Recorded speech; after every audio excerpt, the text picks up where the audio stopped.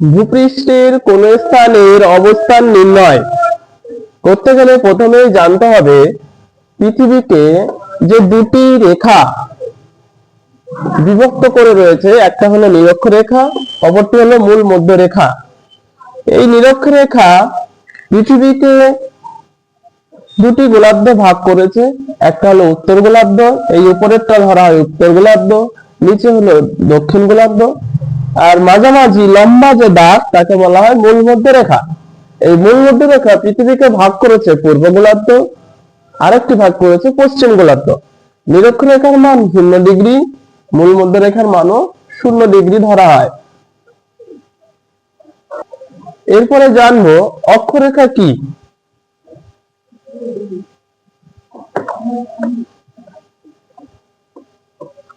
অক্ষরেখা কি?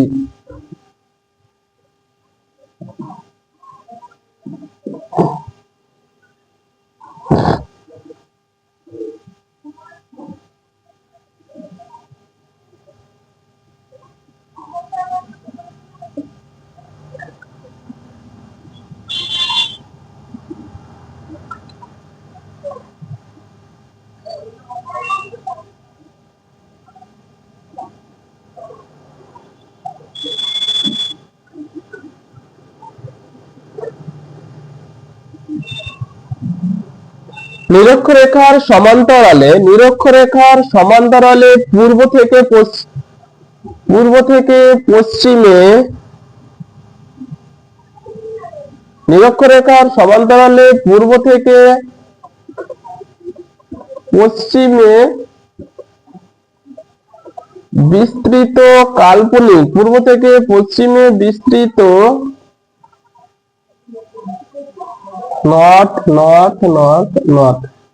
কাল্পনিক রেখাগুলি হলো অক্ষরেখা।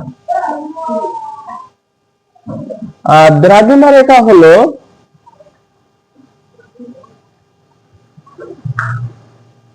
মূল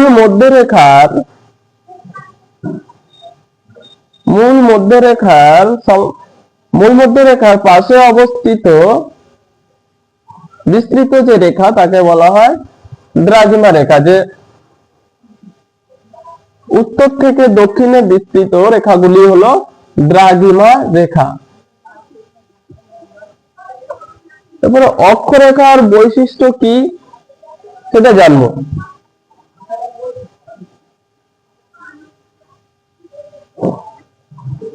এক নম্বর হলো অক্ষরেখাগুলি হলো পূর্ণবৃত্ত।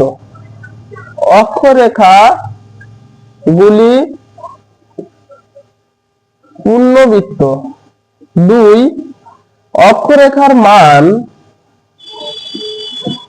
পরিধির দিকে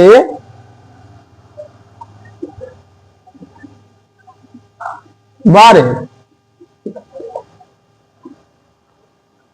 3 নম্বর, অক্ষরেখাগুলি সমান্তরালে অবস্থান করে।